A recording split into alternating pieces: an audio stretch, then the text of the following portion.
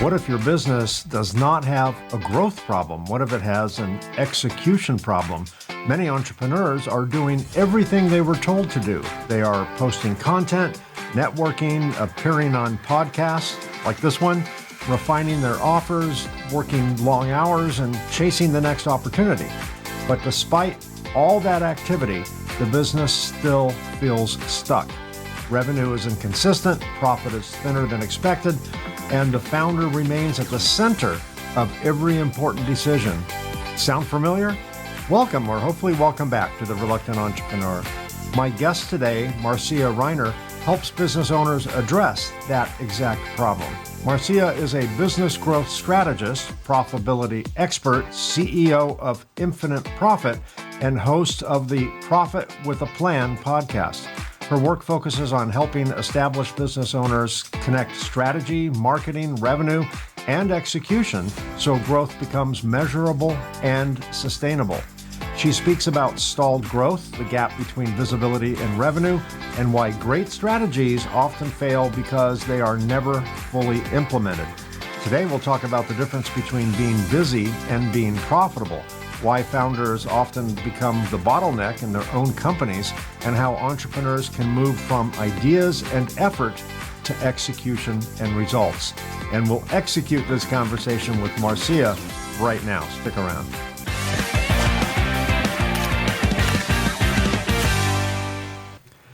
Hi, Marcia. Welcome to the show. I'm excited to have this conversation with you today. Me too, Mike. Thanks for having me on. That was a great intro, and I'm like, okay, wow, I'm looking at that going, wait a minute, there's a lot of profit in there. I raised the bar. You gotta get up to the bar now. I was watching you as the intro was rolling, and when I was talking about the mistakes entrepreneurs make and the challenges, I just saw you doing this, like preaching to the choir, to you. But it seems to have resonated. That seems to describe what your experience of business founders are going through. It is so true. Business has this theory, we were talking about it earlier, that, it's supposed to be really hard. And I think we make it harder than it needs to be. I think it can be really, when done well and done right, it can actually have this like amazing flow to it that works well, feels well, makes you a lot of money, makes your customers happy, makes your employees happy. But, I think we just get into our own head and get in the way too much. Yeah, I think you're right. I certainly have over the years. Let's kind of start at the beginning. We'll go back in the Wayback Machine. We'll go back in time. Before you got into growth strategy and profitability, how did your own entrepreneurial journey begin? Okay, so there's several different angles to it because, I'm not a spring chicken anymore. So I started in the financial services space and got into business with mom, watched her be successful, watched dad be successful. And then I got out of their spaces where they were working and owned their own companies and got into financial planning, the real financial planning with, a ton of licenses and, backing and all that kind of stuff. And I watched my parents' businesses close down and them leaving a lot of money on the table because they didn't take opportunities when they should. And I was too young in my career at that time to notice those things. But as I evolved in my business and financial planning, I saw a lot of my clients doing the same thing, planning to sell this company for some high EBITDA numbers somewhere down the road. And I'm like going, sure. And how are we going to ensure that you're going to do that, right? And so I started watching these mistakes, and there were a lot of common mistakes coming through.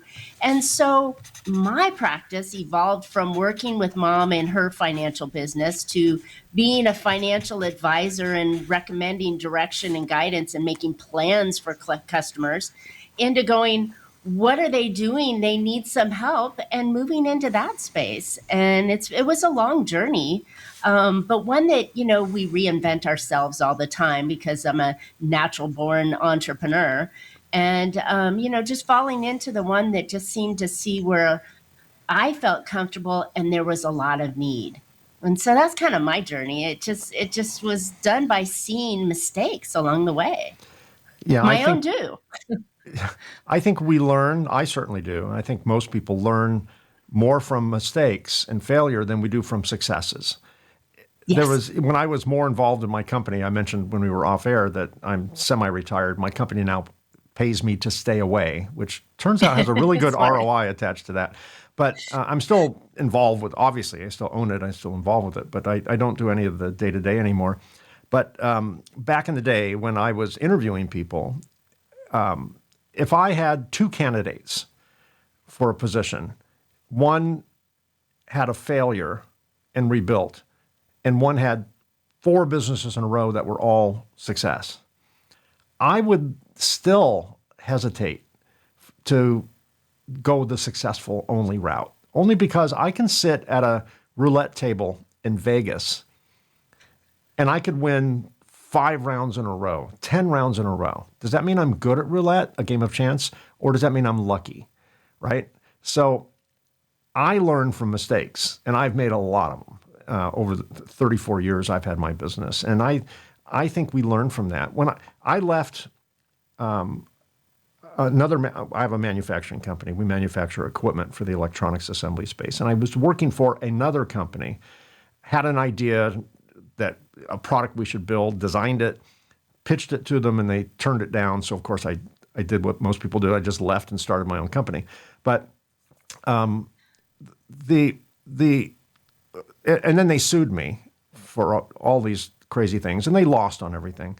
But during the trial, we had a bench trial, which means no jury, thankfully, because it was a snoozer of a trial, very technical.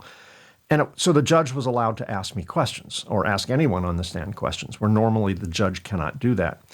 It's up to the attorneys. But the judge asked me, they were accusing me of stealing proprietary information and using it for the benefit of my company. And he said, "Did you take anything from the company?" I said, "Yes, I did." Jaw drop moment. And he goes, "Well, son, what did you take?" I said, "I took all the negative lessons. Everything they did wrong, I convinced myself I'm not going to do that. I learned from their mistakes," which was not the answer their side was looking for. And the judge just smirked. And I think he thought it was a smart-ass response, but it was true. I remember, like you watching your parents, like, what's the plan, mom and dad, right? You got this plan to sell the company for a huge multiple, but what's the execution like, right? And you didn't see it. And that's how I was. I watched the mistakes they made, emotional decisions, fear-based decisions, all of that. And I remember that struck me. So I still was woefully unprepared to start a business, but there was a few We all are. things. We all are. Absolutely. No truer words. But I did avoid many mistakes I probably would have made, had I not experienced the fly on the wall view of a failure. So you mentioned you were, yeah, go ahead. I was just going to say, in the common, or I can't remember who said it a long time ago, but the idea is to fall forward, not fall backwards. Yes. So when you fall forward, you're learning from those mistakes.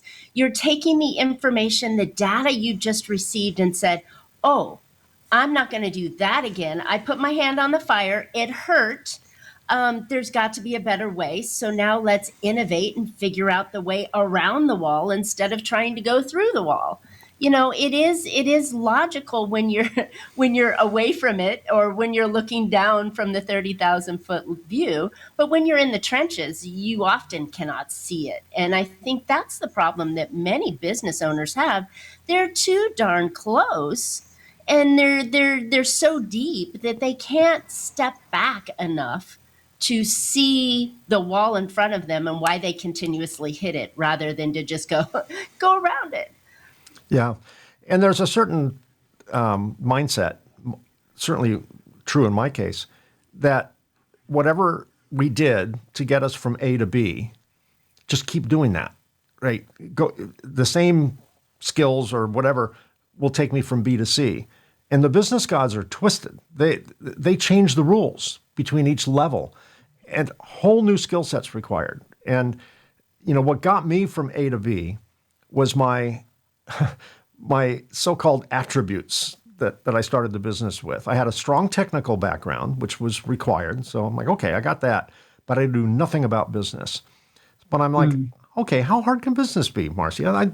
Marcia, I'm a smart guy. I can figure it out, on the fly. Wrong. But what got me started was a good technical acumen, a lot of passion. Okay, 2 positive check marks. Ignorance, arrogance, naivety, and a poor assessment of risk. That's the skill set I brought to the table, which was exactly what was required when you start something out of your garage and build something from nothing. Exactly. You gotta just In have phase one. phase In one. phase one, that's exactly what is needed. But in phase two, Now or it'll kill even you. phase three, It'll kill you. Yeah, yep, absolutely. So I live by, hey, the company's starting. Look at this. We're starting something from nothing. I'm actually pretty good at this. And then of course you have this rocket trajectory up, and then it levels off, it plateaus, and then it starts crashing down. And it's like I had a magic wand that worked brilliantly the first year. And then I'd come in and I'd wave my magic wand and it just stopped working. It just wasn't working. It had no power left. And that's when I came to the realization eventually, I'm make it sound like it happened overnight. It didn't. I wish it did. That, okay, I need to up my game. My skill set needs to scale before the business can scale. And I yes. didn't know that. So every scale of the business, every level, from A to B to C to G, however far it goes, required a different skill set. It required a new me. And at some point, and I learned everything I could, but at some point I just figured, okay, I got to start hiring the skill set. I either need to, I Thank need to you. acquire it either personally or through, And strategic and I hiring. think that's the problem that a lot of today's business owners, when they're trying to jump from phase one into phase two, um, they're still the company. They're still wearing it on their back. It's still flowing through their blood. They birthed this baby. It is theirs. Therefore, they know how to do everything. Sure. And I think that's probably one of the biggest problems that business owners have is being able to let go and bring in people that either have a skill set or have a talent that can actually help the customer do it. Because I promise you, you should not be an island all alone with just you and your brain matter making this business work. You need other people, other thoughts, other ideas, other skills and talents, other directions. Or have you thought about kind of questions? Definitely not yes men or women. They need to be those that challenge you and make you think. And that, to me, is the best way to start looking at your business as you're shifting from phase one into phase two, and not oh, I just need to make more, or I just need to do it cheaper, or I just need to do it faster. It's that team that you bring around you, whether they're people that are worker bees or those that are mentors and masters that can actually come and look at it from a different angle. Please, at that phase, if your listeners are jumping from phase one to phase two, do not hire another VP of something or other. Right. Right. Yeah, that's very, very true. I think if all you've got is piss and vinegar and passion and arrogance and ego, keep it as a side hustle. That's good for a side hustle. You don't need to scale because you don't want to scale. You're mowing lawns for a living. You're doing plumbing work, electrical work on the side. You've got a day job to cover the, all the important stuff. This is spending money. Great. Stick with that. No problem. But you It's an never, expensive hobby then.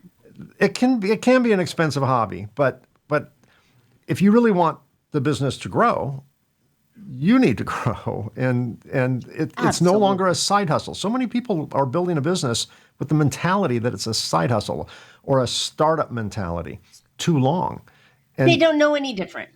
they don't know. And that stage of the business is kind of fun. It was adventurous. It was risky. Every order was easy.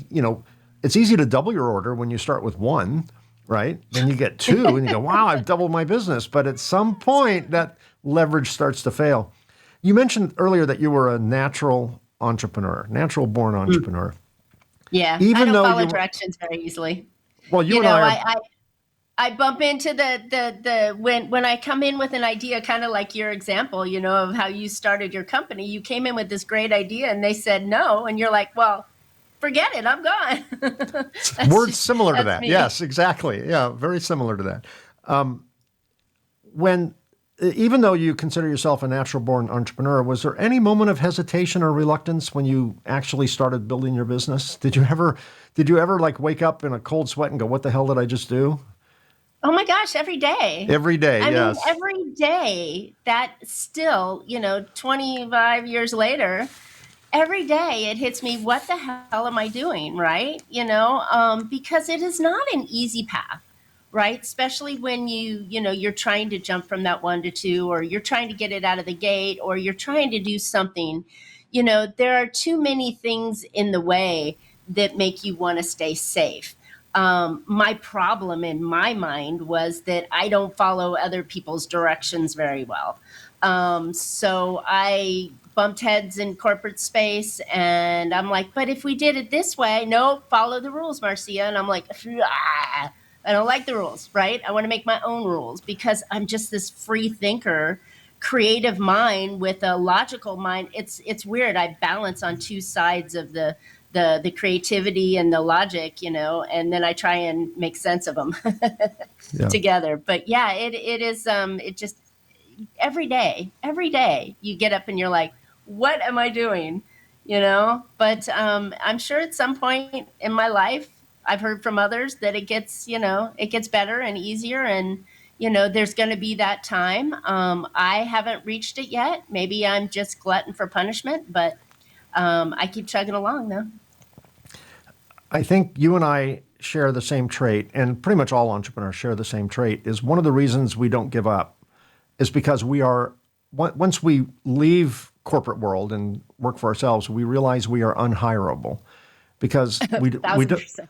we don't do stupid, we don't do PC.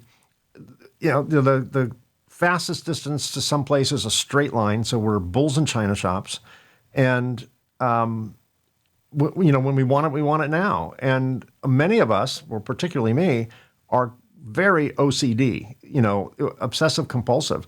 I get an idea, and that's all I can think about. I go to bed thinking about it. I wake up thinking about it. I dream about it. And no one's going to talk sense into me until I try and execute it, realize it either is or isn't a good idea. And unfortunately, I've had more good ideas than bad ideas, but I've had a lot of very costly bad ideas. But I need to do it. I'm the person that needs to see for myself. I'm not going to listen to Yep. someone's advice necessarily. I won't. Or I won't. worse, you get something that's working, and then this bright, shiny object over here starts flashing, and you're like, ooh, I want to add that. Ooh, let's do that, Yeah, right? And and then, then oh, something's let's never go do done. that over Yes, yes, I'm guilty of that. My team. I designed all the equipment we sell today, and my team got to basically they had a certain amount of patience with me, and at some point they said, "It's done, Mike. This is great. It's done." I'm like, "Oh, one more thing, Mike. It's done. There's no profit in, tweaking it forever. At some point, the market needs this. Let's start, and then we'll make it better on the next rev, right?" So they've learned that about me, and I think most founders, A, we're unhirable, and B, we are the most frustrating people to work with and for, because we drive everyone around us crazy, and it's just kind of the way it works, because we're very easily distracted by chasing the next shiny object in the corner, as you mentioned.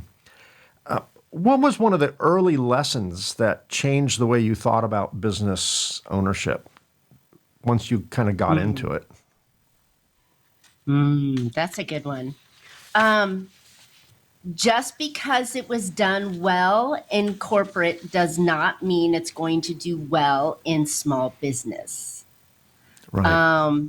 For those same ideas that you just represented, um, we're wearing 57 hats.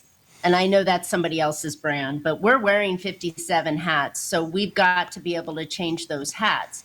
You cannot start a business and say, oh, I'm going to have a whole team underneath me, and there's going to be this person doing that, and that person doing that, and that person doing that. And then they all have to create these reports and come together and present it to me, and then we have to go do that. No, I'm doing all of that.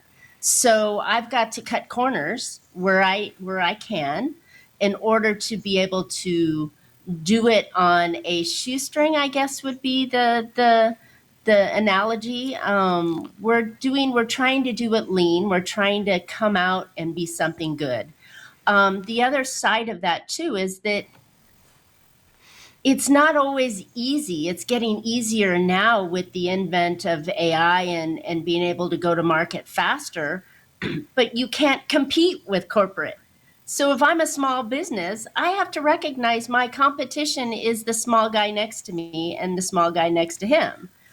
It's not the big guys that I'm not competing against an Amazon or a Coca-Cola or, a Walmart, right? I can't do that. I just don't have the capital resources, people, legal team, I mean, we could go on down the list of the things I don't have. So then having that realization of who am I really competing against? And how do I separate myself so I can get a little bit more of the market than the guy next to me? So that differentiation is really important. I mean, there's so many things that it all comes from because most of us entrepreneurs dabbled in corporate for 1 to 20 years, however long, right? And then we step out and step into our world and think it's going to be something similar. Well, it's not. Yeah, 100%. And thank goodness. Many founders become the person who holds everything together, right? I was there. I know, I'm sure you've been there. Did you ever find yourself in that position, and what did that teach you? What did it teach me or tease me? Well, teach you, but maybe it teased you as well. Business gods are twisted, remember that. Yeah, exactly. Well, I think what I learned from it is that yes, I think leadership is something that we're not taught. If many of us have come from another generation where it was do it my way or the highway, right? And that does not work. But trying to hold it all together, that's not necessarily my job.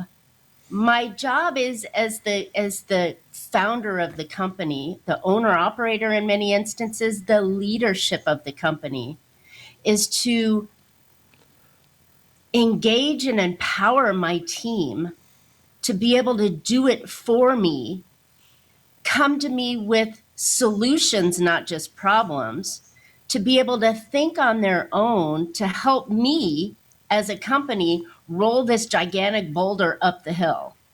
And if we're doing that as a team and as a leader, then I shouldn't be holding it all together. I should be empowering my team to hold me together because I'm the company and I'm the founder of it and I need them.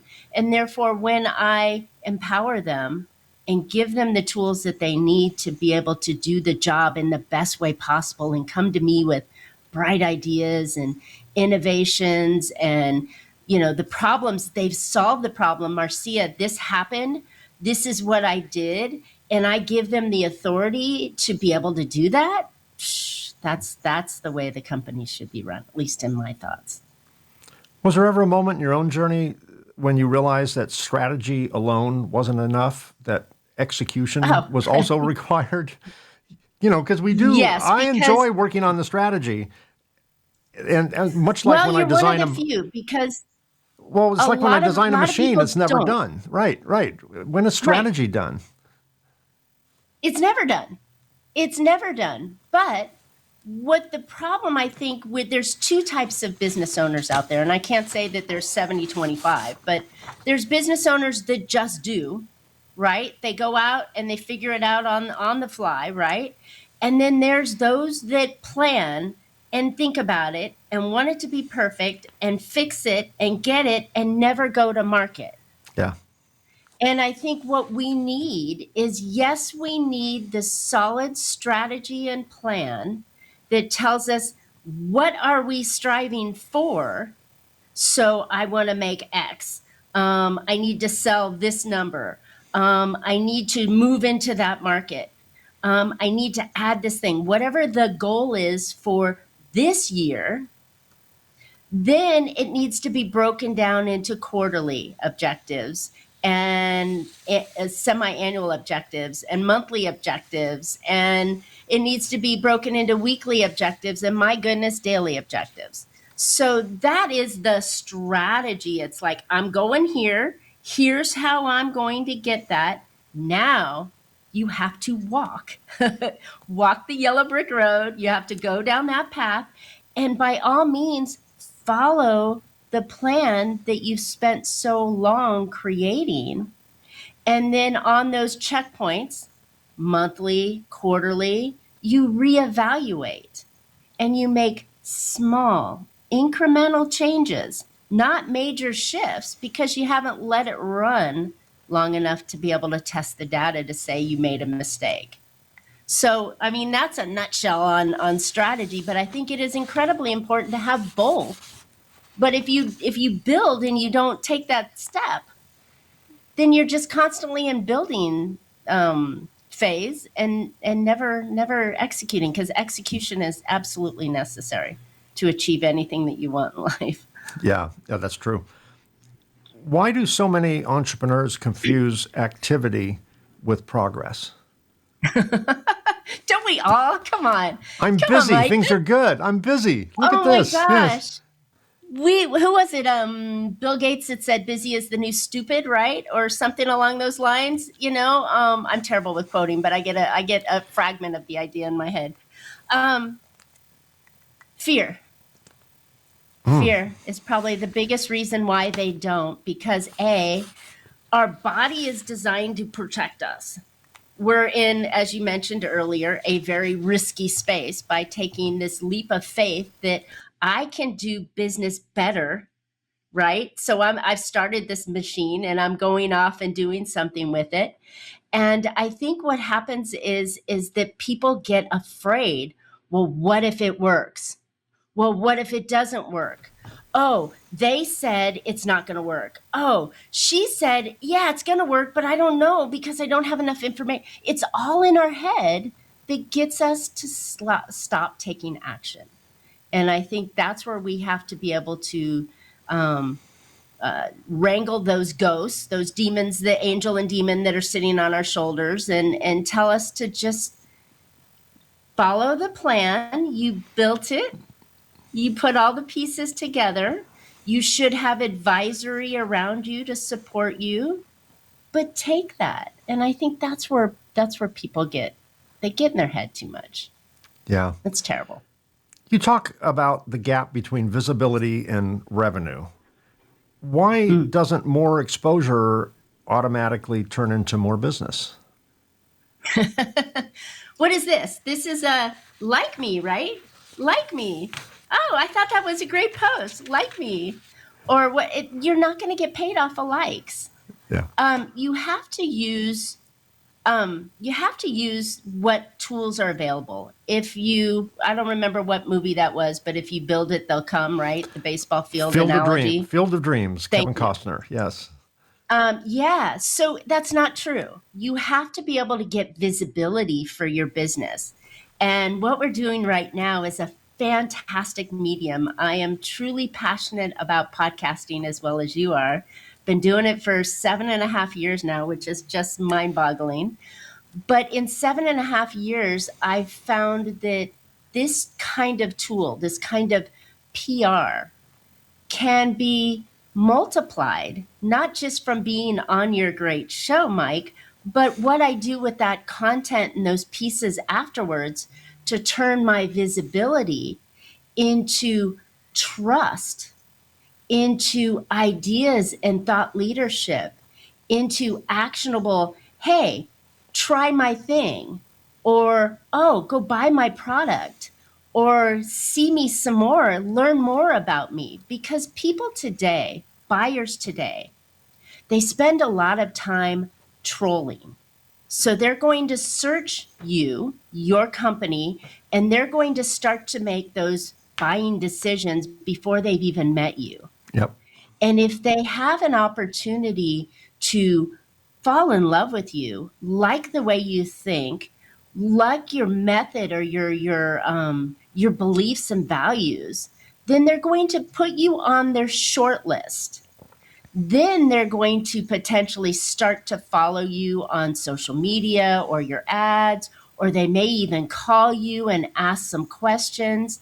This is where it all starts. And it all starts with visibility, because you can't do it in a hole and think you're going to get business. And that's why I love this kind of medium, is because it does all of those things. And then it allows me to multiply the content that we get out of this and turn it into real opportunities with people that are sitting up late at night thinking, I got a problem, and Marcia or Mike's going to solve that problem for me because I like what they say. Yeah, you're promoting and practicing a concept I like to call conscious marketing, and I coined the phrase, but it turned out it's already been coined, so I can't take credit for it. I tend to invent things that have already been invented in my head, but we for years and years and years, we're in the tech space, so our machines are sophisticated. They're $100,000. They got lots of I call it engineer porn. All the stuff that just turns on engineers, right? Bells and whistles and gauges and touchscreens and all this, stuff. Star Trek Enterprise bridge set kind of. But so in the earlier days of the business, when we advertised in the trade magazines and eventually the internet, when the internet came out. And it was all based on specifications. Our pumps are this big, our horsepower is that, our CFM is this, our wattage is that, and our, all the data management stuff, SPC stuff, all. So that landed on completely deaf ears. Even though that stuff's attractive to engineers, our product solves a problem, a very specific problem within the electronics industry that engineers don't understand the nature of the problem. So for us to brag about our specifications, the number of awards we've won, all the trade shows we're going to, it's like, okay, good for them, right? It's meaningless. They have no point of reference. So one year we just got tired of the sound of our own voice, and we just cold turkey scrapped all of our marketing. We were spending $250,000 a year, and we're a small company, but we were spending $250,000 a year in advertising and marketing, trade shows all over the world. We scrapped it all, just boom. And we replaced it with education. We have an education model. We build content. We started off at the earliest days of webinars, before they were even called webinars. I don't know what they were called then. And it was all educational, 100% non-commercial, no call to action. Then we started eventually doing podcasts. Again, 100% non-commercial, no call to action. We don't even talk about what we do specifically. We talk about the issues our industry is having and the best practice solutions for them. We don't even say, oh, by the way, if you call now, we'll double your order. And then you'll get a Ginsu nice set. Exactly. Yeah, batteries not included. And then when it comes to trade shows, I always refer to the upstairs and downstairs of a trade show. Every trade show on the planet, on pretty much any industry, has 2 floors. The ground floor is the exhibition floor. That's when all the carnies are advertising their wares and doing demos and scanning badges, and it's like, ugh, right? You just want to have a shower. Give away free after you leave stuff, it. tchotchkes. Yes, exactly. Yeah, taking swag from people, all that. Upstairs is the technical conference. That's where people go to learn. And then in between the breaks, they come down to the production floor and watch all the chaos, or the expo floor. But I still kept going to shows, many of them. I actually increased the number of shows I went to, but I did not exhibit. I went upstairs and taught classes. I taught professional development courses. I gave presentations. I wrote white papers. I all this stuff, and became, within our space, pretty well published and then pretty well known. And because all the content that we made, none of it was commercial in nature, we became an authority in our space. And when you become an authority, you become a word which I hate to say because so many people have hijacked the word, but we become an influencer, not a Kardashian, TikTok, twerky kind of influencer that's, let's face it, You that does become a sell thought product. leader. Become a thought You leader. become a thought leader. Yeah, an authority-based thought leader, influencer. And I can't tell you how many emails or other, DMs or whatever I get every week asking me for best practice advice to solve a problem I don't know anything about. It's way out of my league. But they know I'm a good source because if I don't know the answer, I know people who know the answer and I will connect them all together. So since we did that, since we started that about 12 years ago or so, this conscious marketing approach, our sales have just climbed way faster than they were doing with traditional marketing. And I was victim to the thought, while we're doing all this crazy chest pounding, tacky advertising, and we're selling stuff, our company's growing, therefore it must be working. I'm of the mindset now that we were growing in spite of all of that noise, It was not pure because luck, of. yes.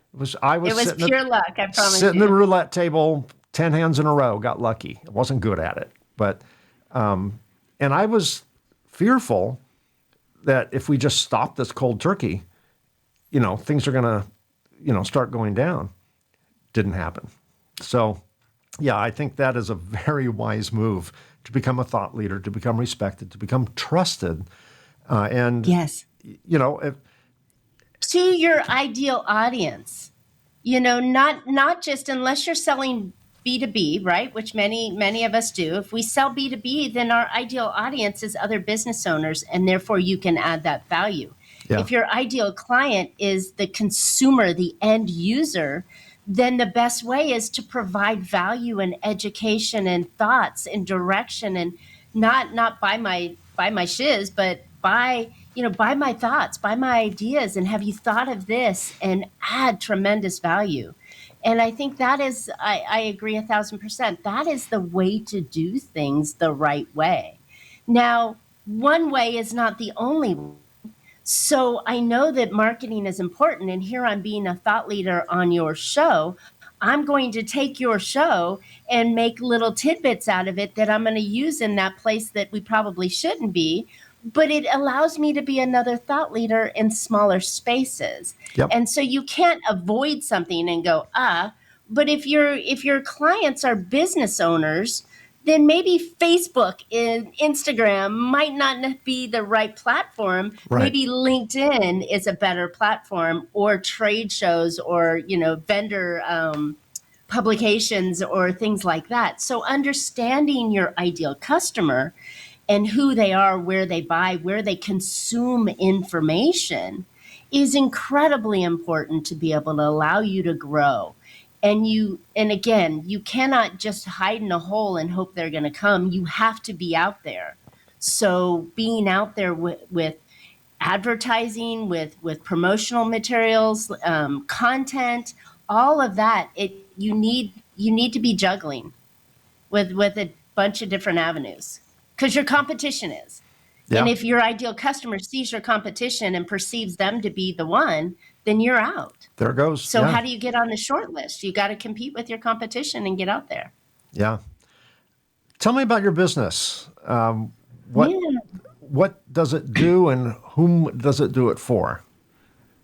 Love this. Okay. So my company, Infinite Profit, evolved out of my financial services practice, and it's just turned into business growth, because I think business growth is the direction that all companies need to be. You cannot stand still. You will perish. So you have to constantly be moving. That doesn't necessarily mean market domination, but in small incremental ways, you have to continuously grow, just because inflation, cost of living, everything grows around you. So with that mindset, I think that is the direction that businesses need to focus on. What can I do to grow my company so that I can have more revenue, better lifestyle inside of my company, and potentially, eventually, sell your company down the road? Because if you build it and build it and build it and then just close it one day, you've left your employees, you've left the community, you've left yourself out of a lot of opportunity. So everything I do is around growth, whether it's marketing, optimization, a little bit of leadership, a little bit of employees. It's looking at businesses from that growth side and looking at how we can improve revenue. I work with clients in small spaces, so it's either those that are growing and trying to achieve to that multi-million-dollar mark, and normally in the services base. I have a little bit of a tech flair myself, so I work a little bit in the tech space, but it's more smaller compared to the services space on there. But I work nationwide. I help customers and just sharing ideas and value like I'm doing here. That's great. Last question, because we're about out of time. How did you define success when you first started your entrepreneurial journey? I think you said, what, 25 years ago? And how do you define it today? Yeah, sorry. I didn't mean to throw that bombshell at you there. We've all been in business way longer than we want to admit to. So how did you define success? Yes, as you can tell, right? No, entrepreneurship has not aged you. But thank you. then again, I don't know what you look like 25 years from now. So that's a bit of a hollow compliment there. But how did you define success then, and how do you define it now? Well, that's evolved too, because I thought customers, right? Customers first. I need to get customers. That was my first success. When I got my first customer, when I got my 10th customer, when I got my 100th customer, right? So those were my objectives then. I need, and as I evolved and turned, I want the right customers. Because come on, you've fired customers before, right? Oh, yeah. We've all had that one or two or five that just drove you bonkers, right? Made things a lot harder. So to make business easier, instead of serving at being everything to everybody, right? I narrowed my niche and I said, well, what am I really good at? And I'm really good at the strategy and the ideas and helping them execute it, because I can give you a whole roadmap and you don't do anything with it. So that's where I've evolved. And then now what success means to me is that I work with a client that I enjoy, that I feel passionate about, that I'm almost as excited about their business as they are. And I can take them through the strategy into the execution, and they get results. And so for me, that's the win. I don't need hundreds of customers. I need a handful of those that I really, truly feel like I can make a difference. And they are accepting of that and want to make that difference themselves. So it becomes that partnership. So from large number down to smaller, more boutique numbers, and it's a much happier place to be in. I learned a little bit of chemistry. The machines that we build run on very specific types of chemicals, and so I'm not a chemist by any stretch of the imagination. But there is a law within the chemical world. It's called Hansen's law of solubility. All right, very geeky. What it means is like attracts like. So there are certain solvents, for example, that are polar. They're water-based materials. They can absorb and solubilize water-based contaminants. Then there are non-polar solvents that won't touch water, but they'll dissolve they'll repel it actually. And then there are non-polar that will solubilize and be useful on things that are not water soluble. So like attracts like. I've taken that chemical nerdy law, Hansen's law of solubility, and applied it to business. Like attracts like. When we were doing our grandiose, chest-thumping marketing strategy, cringeworthy by today's standards, marketing strategy, guess what we attracted? We attracted toxic. Other people are beating their chest. Yeah. So the first question we'd get, we'd answer the name of the company. Can I help you? Yeah. How much is this? It's like, oh, hello. Okay. Well, right there. And then those same many, not all obviously, but many of those same customers that we attracted because of our obnoxious marketing strategy, they obviously were attracted by that. So there's a certain mindset there. And they would be the most needy customer. They would demand the lowest price, so we'd make virtually no money on them or maybe even lose money on them. And then they would not maintain their equipment. It's sophisticated stuff. There's maintenance that they have to do. They wouldn't do any of it. The warranty would expire. The machine would break down. They would demand that it's our fault. It was some design problem, even though they never carried out their end of the bargain, threaten us with bad reputation and a bad review or whatever.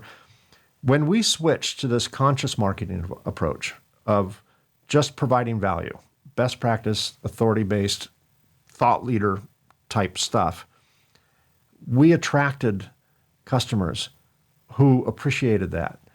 Now they all ask us how much our stuff is, but that's like the 20th question they ask us. Almost like, oh, shoot, but before I forget, I almost forgot to ask you. My boss is going to ask me how much this is. It's not the first question. They generally don't haggle on price, sometimes a little bit, but generally not. And they are the best clients because they partner with us on the solution to their problem. And if that partnership involves them doing the proper maintenance, they do it, or they pay us to do it, and gladly. And like attracts like. You put out, you get what you put out. So not only, in my opinion, is this conscious marketing approach, or whatever label someone wants to put on it, not only is it way more effective than conventional marketing and advertising strategies, it delivers a much higher caliber client, customer. And it takes you away from transaction-based customers to relationship-based customers. And that was something I did not expect. My only goal was maybe we can sell more if we do it this way. I did not realize that, yes, we would definitely sell more to much better, higher caliber, higher octave clients. And that. And when you resonate with that kind of vibration, right? And you're attracting the clients that you want to work with, all of a sudden it makes the stress in your company go down, right? Your employees are more happy because nobody's barking and yelling at them, and there's not all these problems, I mean, it just radiates through everything because you've created, I'll throw the culture word out there, but you're creating the kind of company and the kind of, you're training the customers the way you want them to act because you're delivering the expectations, right? And I think that's super important. We're designing this company. Why not design it the way you want it? And it's never too late to shift. Even if you've been in business for 20 years, you can shift and make it the way that you would like it to be. So it's never too late. As it said, shift happens. So there we go. I had to say that. I had to enunciate pretty carefully on that one. There you go. Thank you so much for being my guest today. For my audience, if you're watching this on YouTube, look down here right below me, right down there. It says see more. Click that, and that'll take you to the link to the Infinite Profit website where you can find more information on the company and Marcia Riner. And if you're listening to this on your favorite podcast app, by all means, don't do it while you're driving. We don't want to lose subscribers, not that way. When it's safe to do so, go to that podcast app, look at the show notes, and all of that contact information will be right there for you. Thank you so much for agreeing to be my guest and for the generosity of your time and your wisdom and the authenticity of telling your story. I really appreciate it. I know my audience will as well. Well, thank you, Mike. I appreciate for what you're doing from one podcast host to another. This is a valuable platform. You're sharing it with the world, and I thank you for doing that and having me on. Well, my pleasure. And I'm glad you mentioned podcasts. I will put a link to your podcast also in the show notes, either down here or on the app, however you're watching or listening to this. There'll be a lot of links. All roads lead to you. So there we go. That's the way we'll make it. Of course. Thank you again. I really appreciate all your time and sage advice. Thanks. Okay, here's a few final thoughts. Entrepreneurship often begins with effort, energy, and ideas, but effort alone does not build a sustainable business. At some point, the founder has to move beyond doing more and begin asking better questions. Where is growth actually coming from? Where is profit leaking out? Where is the founder still carrying too much? And where is the business relying on hope instead of a clear plan? My conversation with Marcia is a reminder that visibility is not the same as revenue, strategy is not the same as execution, and growth is not always about adding more. Sometimes the real breakthrough comes from identifying what is not working, simplifying the path forward, and building a business that can perform without the founder pushing every piece uphill. Now, that is a wrap. Thanks for being part of our Reluctant Entrepreneur family. We've been very busy recording future episodes with fascinating guests, so be sure to subscribe to get notified when new episodes drop. If you're an entrepreneur or know someone who would make a great guest, we'd love to hear from you. Visit reluctantentrepreneur.podcast.com, where you can apply or recommend a guest or just learn more about the show. And a couple of shameless plugs. I've started a new series under the Reluctant Entrepreneur brand. The new series is called Reluctant Lessons, Where Businesses Go Wrong. On this series, we dig into high-profile business failures and the story behind it all. So far, we've profiled numerous companies, including Rubbermaid, Kodak, Blockbuster, BlackBerry, Toys R Us, DeLorean Motor Company, and many more to come. There's no shortage. Check them out on this channel. And if you're interested in my book, The Reluctant Entrepreneur, Anatomy of a Business Startup from Uncertainty to Unstoppable, it's available in paperback and Kindle on Amazon, and as an audiobook on both Audible and Amazon. And finally, to everyone listening or watching, if you find yourself stepping into entrepreneurship, whether by choice or by circumstance, remember this: sometimes the path we never planned becomes the journey we were meant to take. Thank you all so much for being here. I truly appreciate all of you, and I'll see you again soon.